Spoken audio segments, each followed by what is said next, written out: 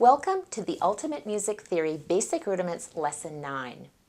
In Lesson 8, you learned the innovative UMT symbols of the plus sign and the tilde sign to help your students understand pulse when adding rest to complete a rhythm question.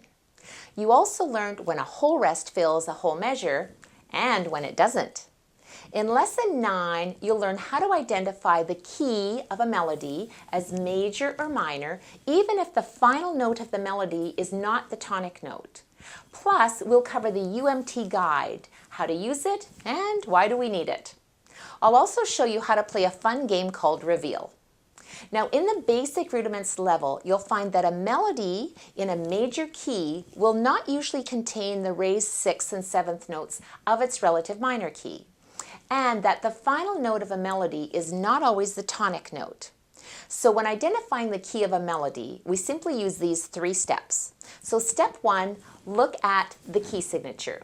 The key signature identifies the key as major or its relative minor key for the melody. Here's the key signature that has 2 sharps. This melody is in the key of D major. Step 2, look for accidentals. A melody in a minor key will usually contain the raised 7th note of the harmonic minor scale. Now here the key signature has 2 sharps plus the accidental of A sharp, which is the raised 7th note of the B minor harmonic scale.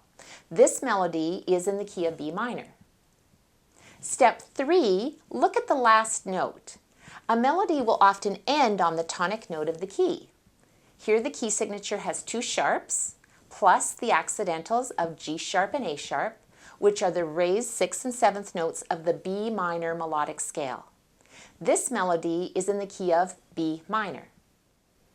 When naming the melody as a minor key, it's not necessary to identify it as harmonic or melodic. The key is simply called minor. Here's a UMT tip. The first rule of learning is repetition, and that's why there's a review test at the end of each lesson. Now, each review test is accumulative from all the previous lessons. So how do you teach students to prepare for a review test? On the inside front cover of the Basic Rudiments workbook is the UMT guide. Now, why do we need a guide? Because when you have a fast and easy reference, such as the UMT guide, students can recall an incredible amount of information with amazing accuracy. Now, use the guide as a visual aid to review ledger line notes found below the treble clef and above the bass clef on the grand staff, and their association to the keys on the keyboard at the correct pitch. Use the guide to review the UMT memory joggers for intervals, H for harmonic together and M for melodic separate. Have your students write the guide out from memory. You know, we retain 30 to 40% more when we write things out than just by reading it.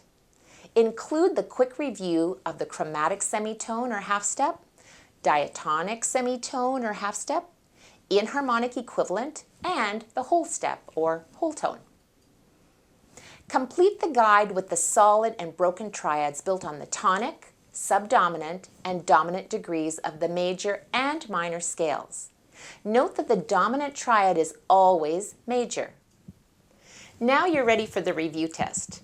Remind students to complete the review test without looking back in the workbook. However, studying is looking things up. It's not hiding your theory book under your bed. When students are not sure of an answer, they should go back and look everything up and complete all the questions.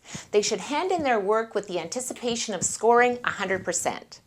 So here's a bonus tip. Effective learning happens when we have fun while learning. Now here's the game called Reveal that students love to play.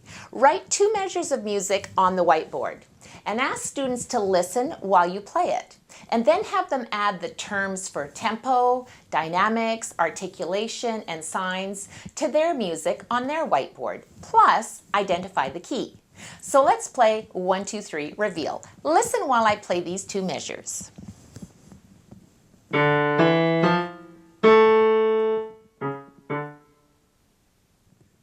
Okay, let's check your answers. 1, 2, 3, Reveal.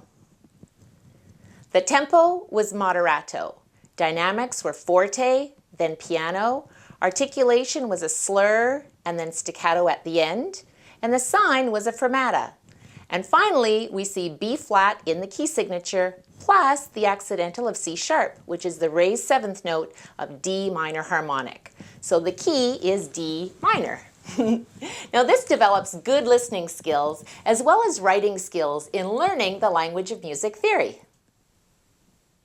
In our 9th Ultimate Music Theory Basic Rudiments lesson, you learned how to identify the key of a melody as major or minor, how to study the UMT guide to prepare for writing the review tests, plus how to play reveal.